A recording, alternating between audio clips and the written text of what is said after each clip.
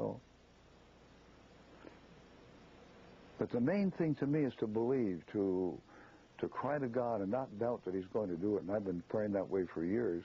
See, what I did years ago, and some of you know this, but in that time of session one night with God, I said, look, Lord, I'm going to take Canada, and I'm going to stick it across your throne. I'm going to leave it there till you revive this place, you know. And I did that many years ago, and I keep reminding God, you know, don't forget Canada's on your knees. So I just felt I should do it, you know. Now I have to believe God that He will do that, and I think He will. You see, some of you have heard of Pastor Cho in this church in South Korea. He's got the biggest church in the world. I think they have 250,000 members or something, or maybe even more. And, of course, he's got this broken up into smaller groups of hundreds. I mean, he's got pastors for these smaller groups.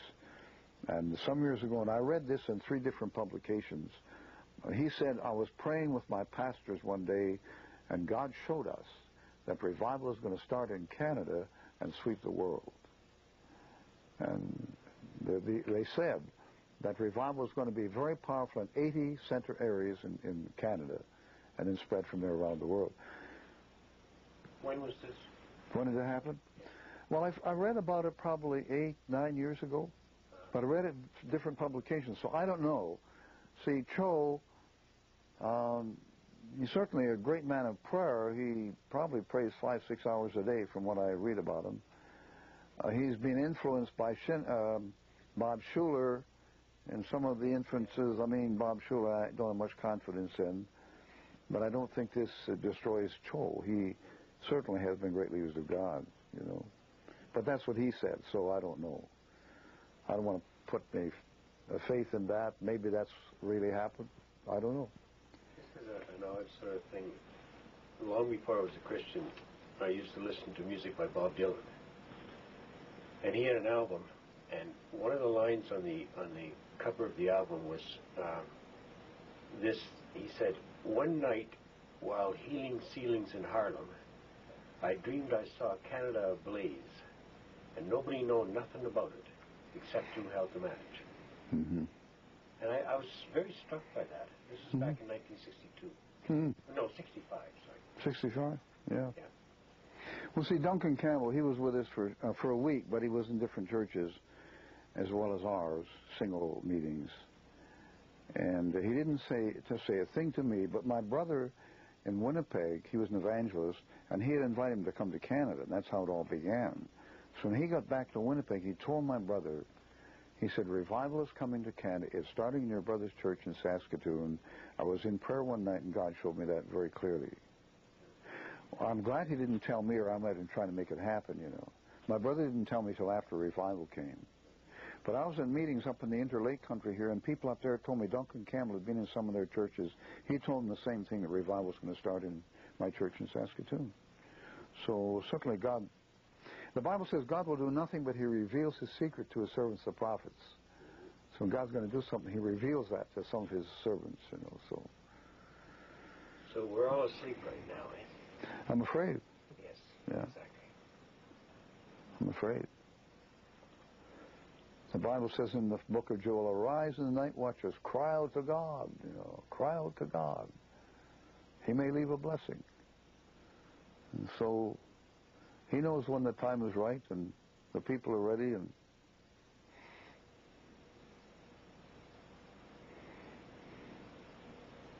And there's no restraint to the Lord to say by many or by few, the Bible says. It doesn't have to be a big beginning. You know, there's a haystack revival, they called that in the States years ago, and a bunch of men were praying together for revival, and a storm came, so they got inside a haystack, you know, to be dry, you know. And they had a time of prayer there and broke through, and I think all of those men, if I remember the story rightly, became missionaries, went out as missionaries, you know. The Hebrides revival in 1932 and on, more people went into full-time Christian work from that revival than from any revival in the history of the church, in proportion to the number of people involved, you know. So the normal situation in the world is for everyone to be asleep. In the church as well. Yeah, it's true. It's true. And revival is simply waking up. That's a waking up. Yeah. Absolutely. You see, the Herrenhut thing, you know, the Moravians, Zinzendorf, every time they met, especially when they had a business meeting, they had a fight. Everybody was pulling things their own way. Nothing was working well. But a few godly people were praying for revival, and it began at a communion service one Sunday morning. And they started a prayer meeting that never quit day or night for 100 years. You know, it's an amazing thing, you know. And that church sent out more missionaries than all the churches in that century put together. That one church did. There was Moravians who sold themselves as slaves in slave markets, so they could be transported to West India or somewhere else. They'd never have a 3-year, you know, home for a year stuff that missionaries have today. They know they never see their families again. They might be cruelly beaten and all of that, but have a chance to share the gospel with people. I've never heard anything like that. I mean, that's the utmost in sacrifice and surrender to God, you know. They're the ones who brought the Wesleys to be born again. Mm-hmm. Yeah, they were preaching long before they were converted. Yeah. So was Whitefield. Yeah, those guys, see, Spurgeon looked on Whitefield as being his mentor, and they were certainly alike in many ways. They both had tremendous success in open-air meetings, you know. But Whitefield had this voice, you know. They said he could make a whole congregation tremble in their seats just by pronouncing the one word, Mesopotamia. And there was a guy who was a shipbuilder in Scotland, and he heard Spurgeon preach, or Whitefield preach, rather. And he said afterwards, you know, when I'm listening to normal preachers, I can build a whole ship from stem to stern while I'm listening to this preacher, you know. But he said, under Whitefield, I can't even find the hammer, you know. So, yeah, these guys were alive, you know.